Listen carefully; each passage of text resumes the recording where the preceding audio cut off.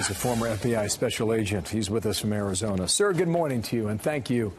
Thank you for coming back here. I wanted to read you a little bit from the FBI statement on Friday afternoon. Here's how it read in part on screen. On January 5th, 2018, a person close to Nicholas Cruz contacted the FBI's public access line, the PAL, tip line to report concerns about him. The caller provided information about Cruz's gun ownership, desire to kill people, erratic behavior, and disturbing social media posts, as well as the potential of him conducting a school shooting. Now, that is pretty specific. It sure is, Bill. What would prevent the FBI from moving on that? Well, Bill, while it's specific, the fact of the matter is there's nothing there directly a violation of law. Under the law, to be arrested for making a threat, it has to be a specific threat. I want to kill such and such person, or I'm going to go out on such and such day. That said, that lead should have been sent to Miami. Agents should have been dispatched out to interview this person, at the very least, just to see what else he might say. And that takes us to point number 2. Back on screen, the statement continues to read the following. Under established protocols, the information provided by the caller should have been assessed as a potential threat to life. The information then should have been forwarded to the Miami field office where appropriate investigative steps would have been taken. So that did not happen. I think the question is why? Why not? It's a tragic situation, and frankly, it's unconscionable. For some reason, that information didn't go down to Miami. Whether the call center received it and there was a technical glitch or someone dropped the ball. That's why Director Reyes said he wants this investigated, he wants it fixed, because I'm concerned not just did that not go down, what else is out there? We have to make sure every one of those is being addressed to keep people safe. Okay, so these are the 2 that we know about. And had it been relayed to Miami, perhaps they would have picked up on the fact that police have been called to his house 20 times. I get what you're saying. There's no specific threat. No crime had been committed. But would that not have raised flags for so many people? I mean, for an American citizen to call the FBI, right? I mean, you can see him calling the sheriff's department.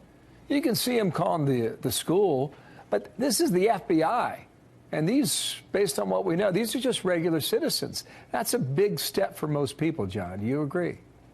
It is a big step, but it's also a big step that thousands of people do.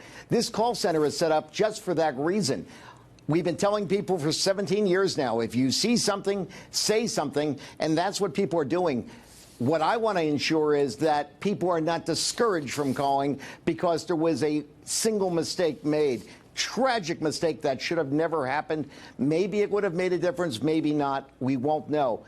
But we want people to call. We want FBI agents to be enabled to do their job. Unfortunately, agents in Florida were never given the chance. Yeah. When do you think the FBI explains this, John? I imagine people are looking at this right now, and they're going to have an answer shortly. Director Wray understands that the FBI is under fire from all sides these days. This has to be addressed immediately, and I think it's just a short matter of time before we hear the answers. Rick Scott, the governor in Florida, jumped on this right away. He said the following: "We constantly promote see something, say something," as you just mentioned. And a courageous person did just that to the FBI, and the FBI failed to act. See something, say something is an incredibly important tool, and people must have confidence in the follow-through from law enforcement. The FBI director needs to resign, end quote. I don't see how. Go ahead. Well, I don't see how Director Wray resigning solves anything at all. Director Wray's been in office a short period of time, and under his leadership, we've already seen changes in the FBI, changes in FBI leadership, which is exactly what this comes down to. Somewhere along the line, someone leading the operation, whether it be high up or on the scene, needs to ensure all of this is being followed. If there's a problem, it needs to be fixed. Director Wray's shown that he's the man that is willing to make change in the FBI. Were you as stunned on Friday afternoon as so many others were when that news broke? I was not only stunned, I was heartbroken. I will tell you, after my 21 years in the FBI, I have yet to meet an agent that does not want to go out every day and help protect people. I know there's agents in Miami in every office that would have loved to have received that sort of information, the chance to protect people. It's an unfortunate situation. Imagine what sort of gut punch it was to those folks in Florida, too, and I know you do, John. Thank you for coming on today. John Iannarelli there from Arizona. Thank you, sir. Thank you.